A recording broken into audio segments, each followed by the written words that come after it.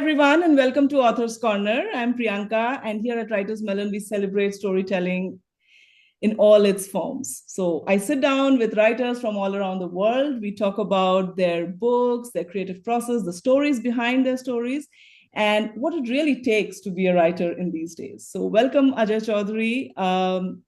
I'm really excited to have you here today. And Ajay Chowdhury is a UK-based crime fiction writer. He has four books, I think more than four books. Four is what I could find out, the series. The Cook, The Waiter, The Detective, and The Spy. So tell us, Ajay, how did you go about looking for these stories, or how did these stories come to you? Because I see a lot of your life living in London, probably what you see or what you have observed in your life in the past may have reflected in your writing. I'm not sure. But as a reader, what drew me to this book was, of course, the cover. It looked really gorgeous, as you can see. And the whole thing about someone has appetite for murder. So tell us more about your idea behind this book, and over to you.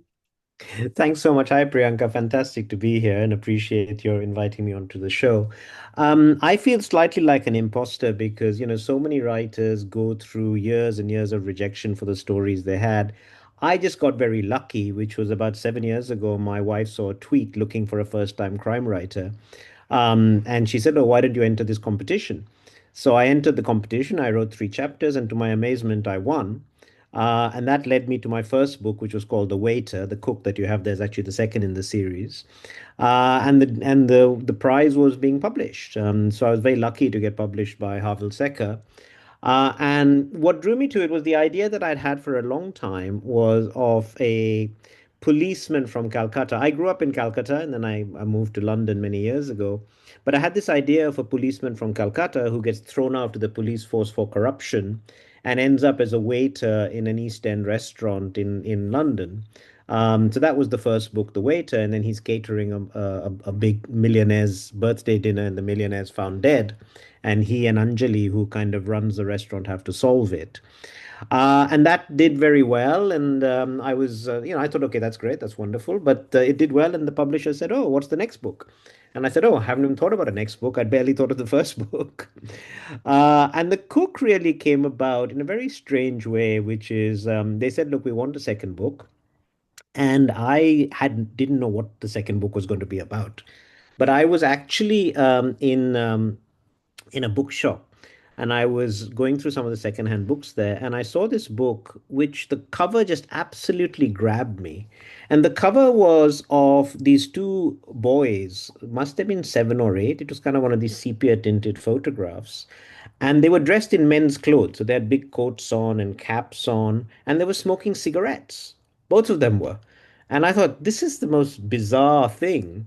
I started looking at that, and then started reading about homelessness quite a bit.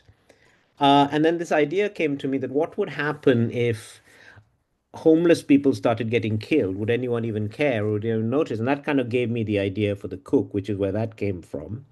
And that did well. And now I've had another three books in the series. So not only The Cook, you've kind of had The Detective, The Spy, and now The Shadow, which came out earlier in the year. But they all follow the life of Kamil Rahman and Anjali, who's his sidekick, although she wouldn't like to be called a sidekick. She I considers really like herself half equal. I really like the way you have changed the spelling of her name, and just to make it like really authentic for her to be a Bengali living Right. there, and also making sure that the name sounds like that. So that's Yeah. like normally you would say Anjali, but you Yeah. actually make it Anjali. That's right. That's right. That's quite fascinating. So I was talking about this whole thing about the world building. So me as a reader really getting attracted to a book randomly on a bookshelf, and you as a writer Mhm. picking up things from the streets, and you get ideas to write about it. So my question is, why do you care about this world? And you partially already answered it, Yeah. and I would really kind of try to understand like what kind of motivation or what kind of inner motivation of the journey does this Yeah. guy Kamil goes through, because his journey is quite interesting, and it would Mhm. be I don't know. Do you know anyone like that who would kind of start getting into investigations in London, who is, let's say, like working as a waiter there? I mean, I don't know. Like, how do you make these things? And for some reason, I was just believing it, and I was going Yeah. with it, and I was enjoying this whole thing where Kamil suddenly, starts getting into the investigation, and Anjali tells him, like, motivates him to really Yeah. get into it. So Yeah. tell me more about this guy and how do you make it Sure. believable? I mean, I was like, what is happening? Sure, no, I don't know anyone like that. It really was invented. But at heart, Kamil is a cop. I mean, he was a cop in Calcutta. And it's just that, and he wants to be a cop again. So he doesn't particularly want to be a waiter or a cook as he is in the second book. And in the third book, he does become a cop again in The Detective. So solving crimes is very much in his blood. But what interested me about it was the whole fish out of water theme, because I was trying to keep the book, light and funny as well as having some darker themes. But the fact is that in London, he's a bit of a fish out of the water. He doesn't quite know how everything works. Anjali was born and brought up in London, so she kind of knows it inside out.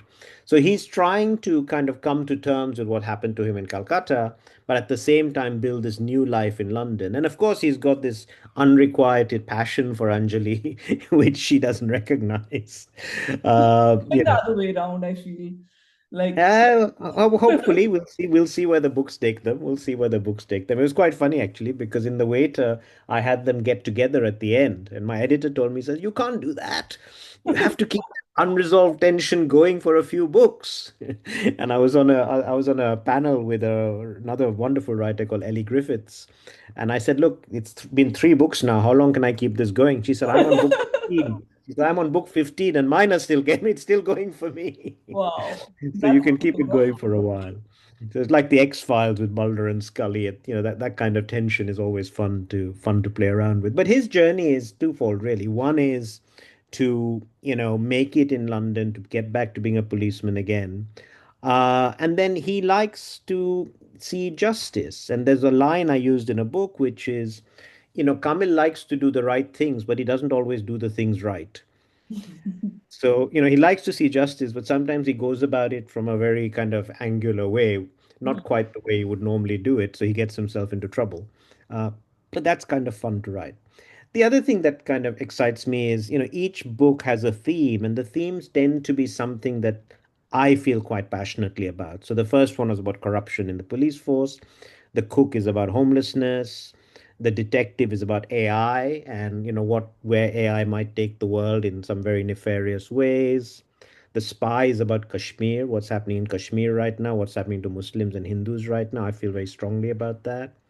And the shadow is set in Bombay, in the Parsi community in Bombay, which is kind of a fun, a fun group to explore. So it all links to something that I feel quite strongly about. Very interesting. You talk about this continuing the unresolved tensions between characters across books. But how about, I mean, what is your view about grabbing the attention of the readers in the first few pages? Because I was reading your book for the first time. I didn't know who you are or about your books. Right. And by the time I was in the 30th page, there was already a murder. And then I was like, okay, now I have to read this book. So how do you maintain this? And I mean, why do you think it's important these days? Because your book is like 350 pages plus. Yeah. So a reader is probably already committed to your book, but you make sure to kind of bring up the, and if someone has not read the first book, I still need some time to understand these people, and before that there is already a tension and there is an action. So tell me Yeah. about this pacing, and how do you build this up and how do you plan it? Yeah. So when I write, I think of what I call the 5 Ps, Mm-hmm. where the first P for me is plot. I mean, you've got to have a plot that's, grabs people. The second P is people, persons, which is you have to have characters that the people care, that readers care about. If you don't care about the characters, you're not going to keep reading. The third is the point you make, which is pace, and I'll come back to that in a minute, which is you want to keep them turning the pages. I had my kids are all grown up now, but when they were small and you're reading them stories, they're always saying, "So what happens next? What happens next?" And you really want that feeling in the reader of what happens next, which is the pace. The fourth one for me is place, which is, my books, a lot of them are set in the East End of London. So I really want to bring it to life. So I put a lot of food into the books, I put a lot of smells and tastes. So people really feel the place that they're in. And the fifth, which is the most difficult, the fifth P is prose. You've got to write well. Hmm. Having a line that a reader goes, oh, that's nice. And, that's a nice way of putting it and not a cliched way of putting it is always nice. So the pace is important. And in my view, you do have to grab people, particularly somebody who doesn't know your series, quite early on, maybe even in the bookshop, they're just flicking through the book and they look at the first page and it needs to grab them because there's so much competition out there. I Yeah, mean, your review as a reader could read any one of millions of books that are out there. So absolutely. why are you going to pick up this one? Now, if you followed the series and you like the characters, fine, that gives you a reason to buy it. But you haven't, you've got to grab them in that beginning, in that beginning section. So that's very important for me. And very often people say it's even the first line that's very important. It's not just the first page or the first chapter. You've got to grab them on the first line. That's not the easiest thing to do. I mean, a lot of people have done it very, very effectively. But that pace and how do you keep them turning the pages is very important. And one way to do it that I've found is through what I'll call managing knowledge. So, Mhm. what do I mean by that? I think people keep turning the pages one of a couple of reasons. One is where the reader knows something the character doesn't. Mhm. If you know something that the character doesn't, you want to turn the pages to find out when is that character going to find out about this. And then the second is where the character knows something that you don't, and you want to find out how do I keep this going. I mean, there's the very famous story of where Alfred Hitchcock was asked, how long can you keep a kiss on screen? And he said, I can keep it for 20 minutes. And they said, how can you keep a kiss for 20 minutes? He said, before they start kissing, I show the bomb under the table. So they don't know the bomb is under the table. So the longer the kiss, the more you as a viewer is going, oh my God, stop now. So that idea of you knowing something the characters don't know is a very powerful way of building suspense and building pace.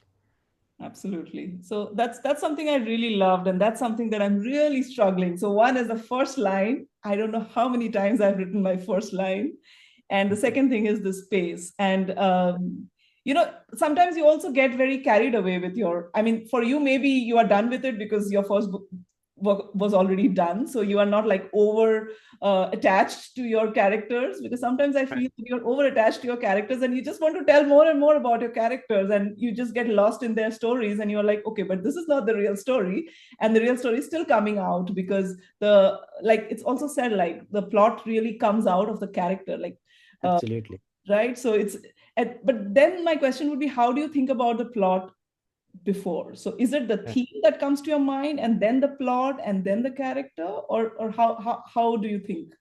Yeah, no, it is very much the theme that comes to my mind first, and an idea of what I want to write about, and then from that a plot emerges, and then I think, okay, now how will Kamil and Anjali intersect with this, and what impact does it have on them? So I'll give you an example. So the next book that I've got coming out next year, it's called The Crusader, and the idea that I had was essentially, what if three historians decide to steal the Kohinoor diamond from the Tower of London and send it back to India? Wow. And I thought that was a fun idea. And I've never written a heist book before, so I thought it'd be fun to write a heist book. But once I had that germ of an idea, then you begin to think about the plot, about why are they doing it? What are their motivations? What are they going to do with it once they get it? And then how are Kamil and Anjali going to intersect with this? And once you've got that, then you can start writing. So I'm very much a plotter. I mean, there are a lot of writers who just write from the seat of their pants and they just keep writing and see where it takes them. Yeah. I can't do that. I need to know where it goes. So I always start with the crime. In this case, it's the heist. In The Cook, it was the murder. I kind of think, okay, who did the murder? Why did they murder this person? What is the crime? How did they try and cover it up? And then I kind of work outside from them, and at some point it'll intersect with Carmel trying to solve the murder, and then it all comes together. I mean, look, it sounds great on paper. The reality is it's never that organic, never that obvious or organic. But that's kind of the kernel of it for me. And then, and once you write, it changes. Now, the good news is, given that I've published five Kamil books, I've written six, I'm writing the seventh at the moment. I know those characters very well. So they will often go off in directions that are true to them, which may not be what I'm thinking of writing. Mm. And that's great fun when that happens. Particularly the interaction between Kamal and Anjali is a lot of fun. I love writing both of them. And what happens when things don't go as per your plan? Because I often hear that authors love to plot. They have like a Yeah. very detailed, like I was doing this BBC Maestro course where I think one of the authors, Jojo Mers or someone, she was like, I plot a curve, an arc. And I was like, wow. And what happened? And I try to do a little bit of that. And when I start writing, there's all new things coming. The new characters are just emerging out of Yeah. by writing, which I never thought of. So what happens when things just don't go your plan? And did it happen Embrace in it. the first book? Embrace it because those characters are emerging because something in your subconscious is telling you they have a right to be in this story. So that's kind of why they're emerging and why you're writing them.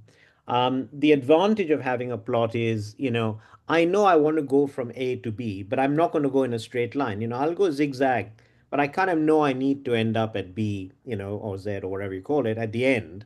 And if I zigzag to get there, that's absolutely fine. That makes it much, much more interesting.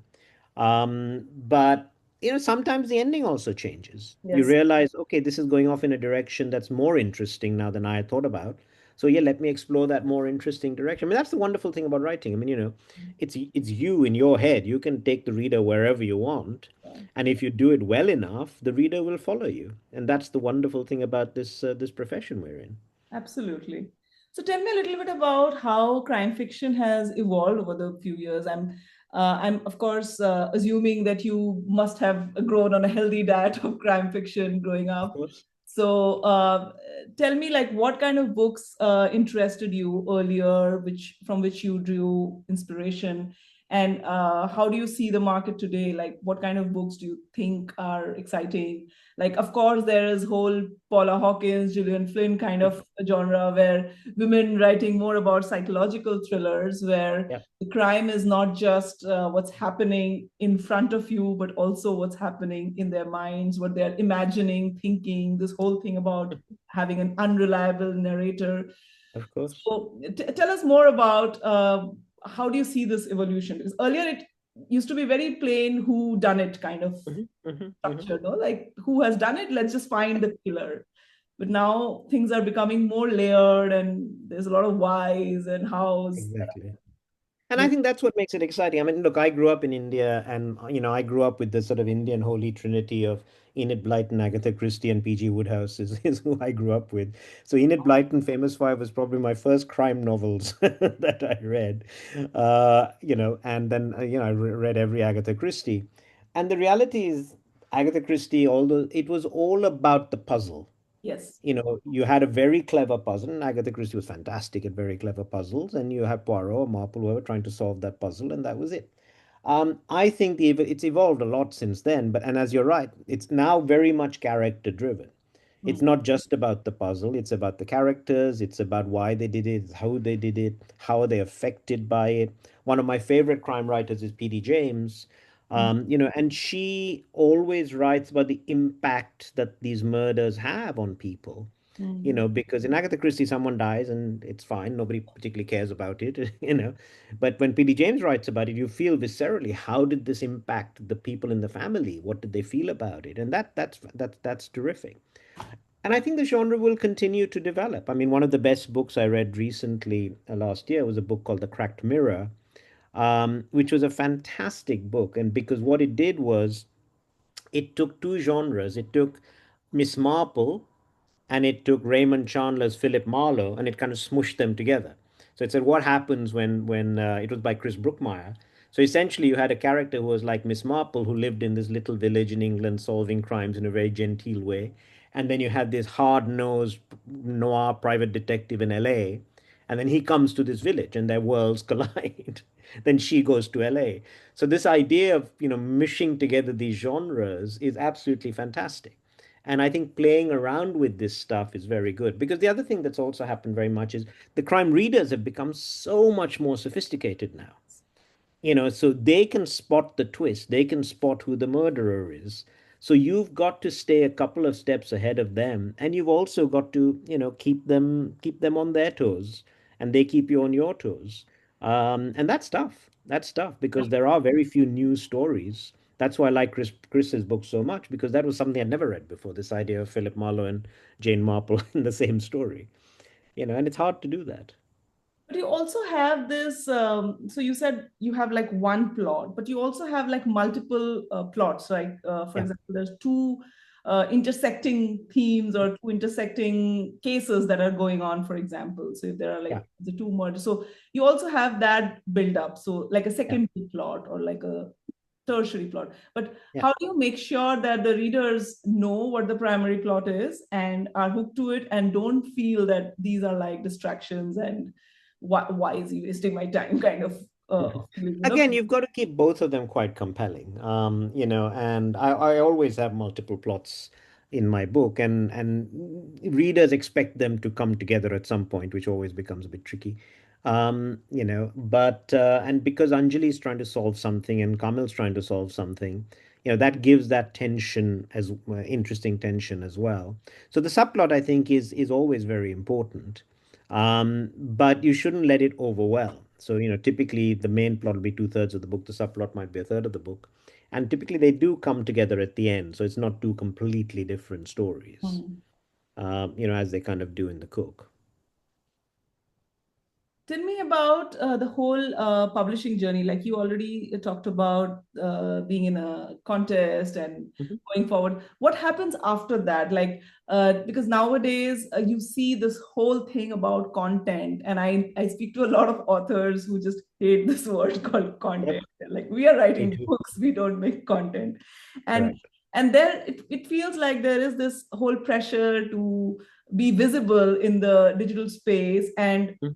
and also rightly so, right? Because earlier novel used to be like the only source of the way to tell fiction, let's say, but Sure. now there's like so many other forms and platforms and formats of storytelling Mhm. which are, let's say, more engaging, Yeah, more not just engaging, but very dopamine high, let's say. So sure. there is always this whole constant pressure uh, to stand out or to make sure that the prose stands out. So how do you see Mhm. this world? How do you view it? Well, it's continuing to evolve, quite a bit. And yes, I mean, the publishing journey, you go through, you write your first draft.